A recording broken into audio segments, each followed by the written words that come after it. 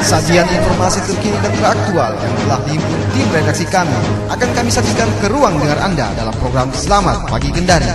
Selamat mendengarkan. Tapseng di koridor. Seorang anggota DPRD Kendari yang juga kita pilih nih yang mana yang biasa itu. Pembagian wilayah pengelolaan sampah tersebut selain anggaran pendidikan yang naik dalam APBD tahun Tapseng di koridor dan pasar. pula dua bidang lainnya yang mengalami kenaikan Turun anggaran. membantu dan bangga. Itu kita.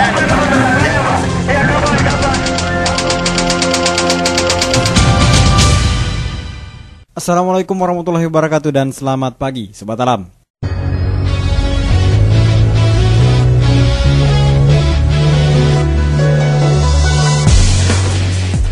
Seperti biasa Sobat Alam, berbagai berita menarik hasil rangkuman tim liputan Kendari TV akan kami hadirkan ke ruang dengar Anda dalam program Selamat Pagi Kendari edisi hari ini Sabtu 24 November 2012 bersama saya Herman, dan inilah berita selengkapnya.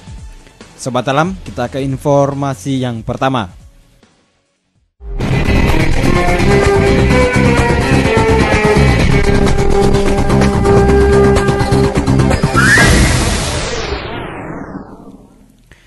Sobat Alam, Pengadilan Tata Usaha Negara PT UN Kendari mengabulkan gugatan Alimasi untuk mengikuti Pilkada Sultra dan membatalkan surat KPU yang menyatakan 3 pasangan calon gubernur Sultra pada Pilkada lalu. Berikut pembacaan keputusan sidang di Pengadilan Tata Usaha yang dilakukan pukul 4 sore kemarin yang dipimpin Hakim Ketua Baharudin.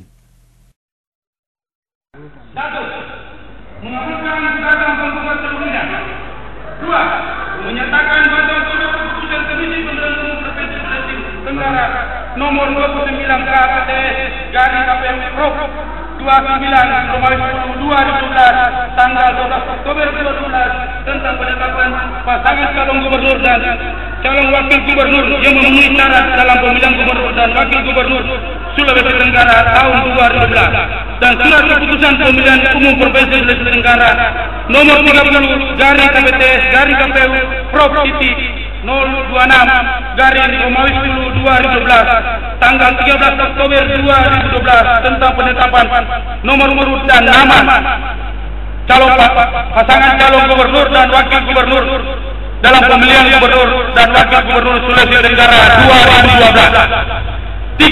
Mewajibkan tergugat untuk mencabut surat keputusan Komisi Pemilihan Umum Provinsi Sulawesi Tenggara nomor 29 KPTS garing KPU titik Prov 026 garing Romawi 2012 tanggal 12 Oktober 2012 tentang penetapan pasangan calon dan calon wakil gubernur yang memenuhi syarat dalam pemilihan gubernur dan wakil gubernur Sulawesi Tenggara tahun 2012 dan surat keputusan Komisi Pemilihan Umum Provinsi Sulawesi Tenggara nomor 30 garing KPTS garing KPU Prov 026 Romawi 2012 tanggal 13 Oktober 2012 tentang penetapan nomor urut dan nama pasangan calon gubernur dan wakil gubernur dalam pemilihan gubernur dan wakil gubernur Sulawesi Tenggara tahun 2012. 4. Mewajibkan tergugat untuk mengikutsertakan penggugat sebagai pasangan calon dalam pengundian nomor urut yang ditetapkan dalam surat keputusan penetapan pengundian nomor urut sebagai pasangan calon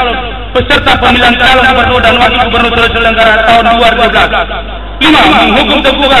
Menghukum tergugat untuk membayar biaya perkara sebesar Rp64.000. Demikian keputusan dalam rapat musyawarah majelis Hakim Pengadilan Tata Usaha Negara Kendari pada hari Rabu tanggal 21 November 2012 oleh kami Baharudin Esa selaku Hakim Ketua Majelis, Nur Halim Perdana Kusuma Esa dan Arifudin Esa masing-masing selaku Hakim Anggota. Sobat Alam, kita ke informasi selanjutnya.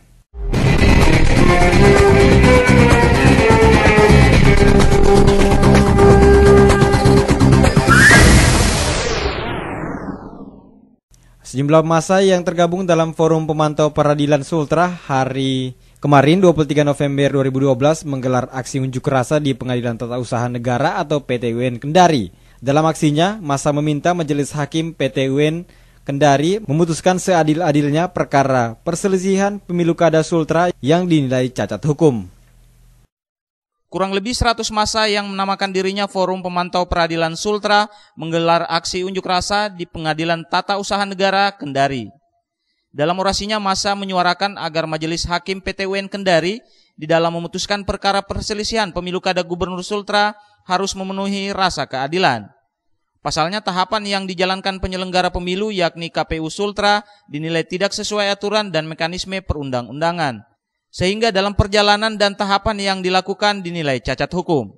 Untuk itu, melalui pernyataan sikapnya, massa mengutuk keras kepada oknum majelis hakim yang memutuskan perkara tidak berdasarkan aturan perundang-undangan, serta mendesak Komisi Yudisial memantau dan mengawasi para hakim yang dalam memutuskan perkara tidak sesuai aturan dan diberikan sanksi tegas. Sobat Alam, kita ke informasi lainnya.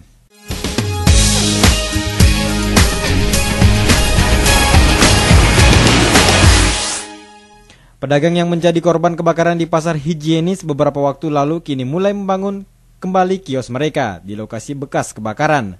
Biaya pembangunan kios pedagang tersebut masih swadaya mereka sendiri dan bukan bantuan dari pemerintah Kota Kendari.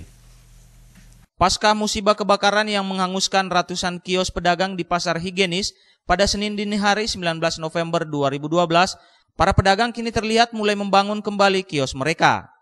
Pembangunan kios pedagang tersebut berlokasi di bekas kebakaran.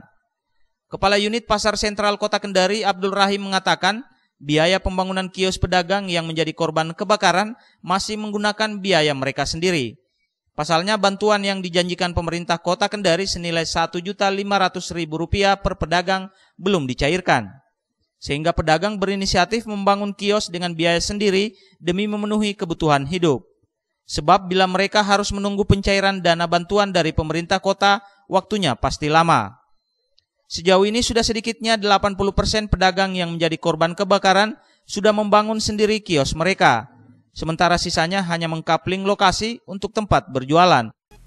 Sobat Alam, sementara itu pedagang yang menjadi korban kebakaran dan belum sempat membangun kiosnya karena tidak memiliki biaya, meminta kepada pemerintah Kota Kendari secepatnya mencairkan bantuan biaya tersebut agar mereka bisa beraktivitas untuk memenuhi kebutuhan hidup.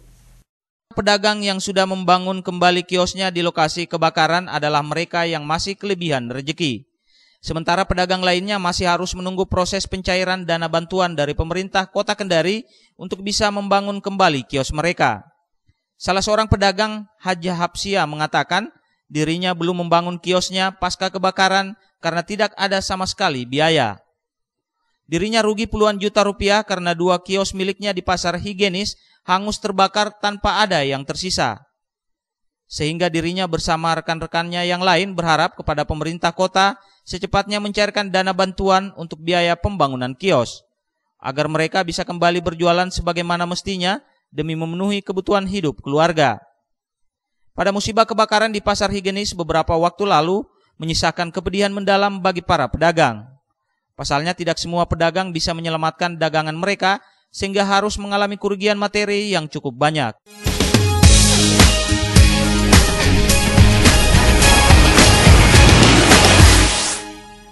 Sobat Alam, Dinas Perindustrian dan Perdagangan Sultra membuka pos pengaduan bagi konsumen yang merasa dirugikan atas berbagai produk yang dikonsumsi. Selain sarana pengaduan, pembentukan posko tersebut sebagai bentuk pengawasan akan produk jual industri pada konsumen. Dinas Perindustrian dan Perdagangan Sultra bersama sejumlah instansi terkait membentuk posko perlindungan konsumen.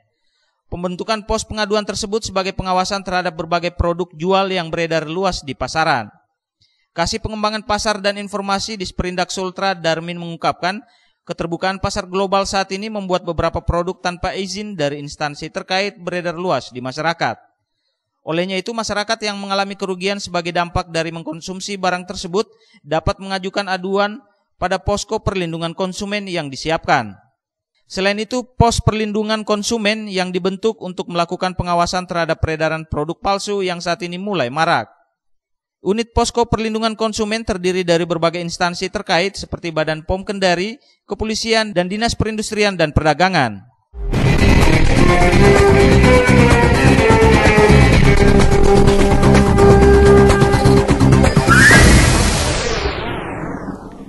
Sobat Alam, antrian bahan bakar solar di Kendari masih terjadi di sejumlah stasiun pengisian bahan bakar umum SPBU. Salah satunya di SPBU Teratai Bypass yang antrian kendaraan sampai puluhan meter. Antrian kendaraan berbahan bakar solar masih saja terjadi di sejumlah SPBU. Kondisi ini kembali memunculkan persepsi bahwa BBM solar di Kendari langka. Hasil konfirmasi dengan pengelola sejumlah SPBU di Kota Kendari beberapa waktu lalu, penyaluran BBM solar sudah memenuhi kuota distribusi dari depo Pertamina. Terjadinya antrian kendaraan di SPBU dalam beberapa tahun terakhir diduga sejumlah kalangan karena adanya peningkatan kendaraan berbahan bakar solar dan indikasi penyaluran BBM solar ke industri pertambangan di Sultra. Bagi sebagian sopir, antrian kendaraan di SPBU cukup menyita waktu kerja mereka. Akibatnya sangat berdampak berkurangnya jumlah pendapatan mereka. Sobat Alam, sebelum mengakhiri jumpa kita, berikut kita simak catatan redaksi dari Radio Suara Alam.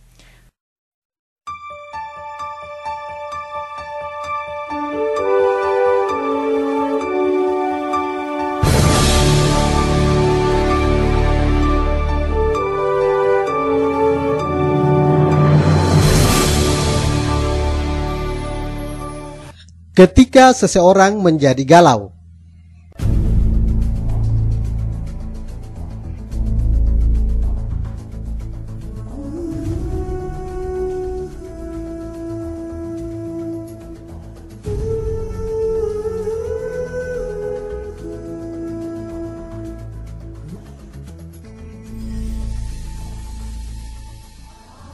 Sobat Alam, istilah galau mungkin sudah tidak asing di telinga kebanyakan orang, terlebih lagi dalam pergaulan anak muda zaman sekarang.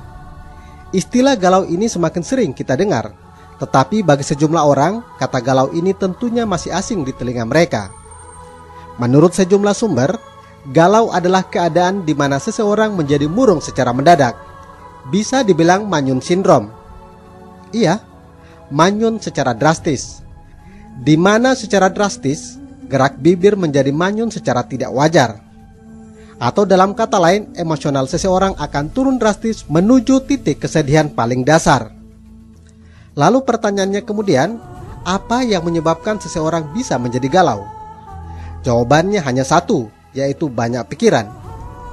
Banyak pikiran yang dimaksud adalah bisa jadi karena terlalu banyak memikirkan sesuatu yang tidak jelas.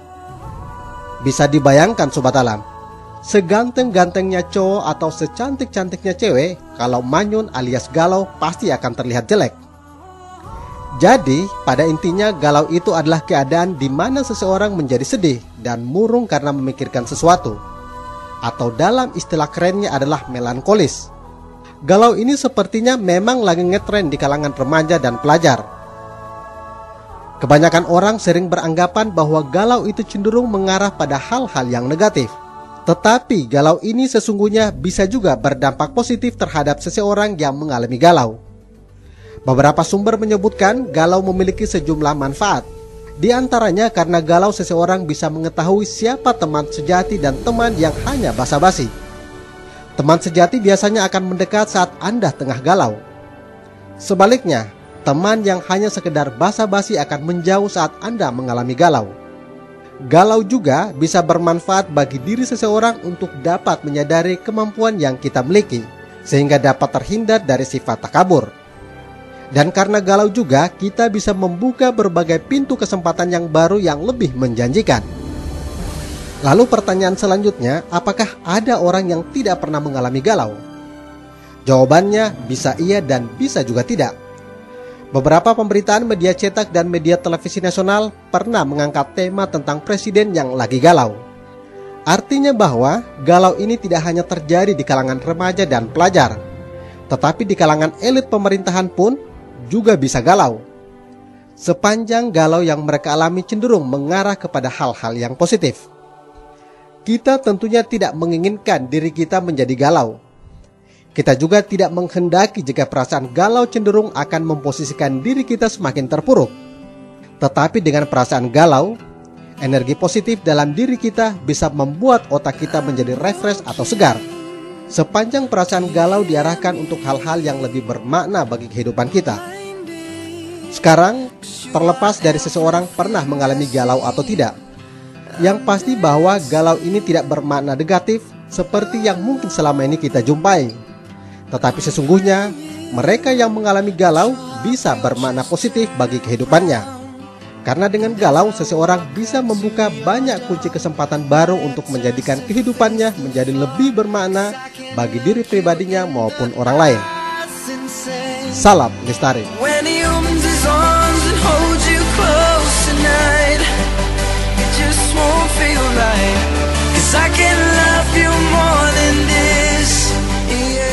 Sobat Alam, catatan redaksi tadi sekaligus mengakhiri jumpa kita dalam program Selamat Pagi Kendari edisi hari ini Sabtu 24 November 2012. Saya Herman mewakili kursi yang bertugas pamit dari ruang dengar Anda. Wassalamualaikum warahmatullahi wabarakatuh dan salam lestari.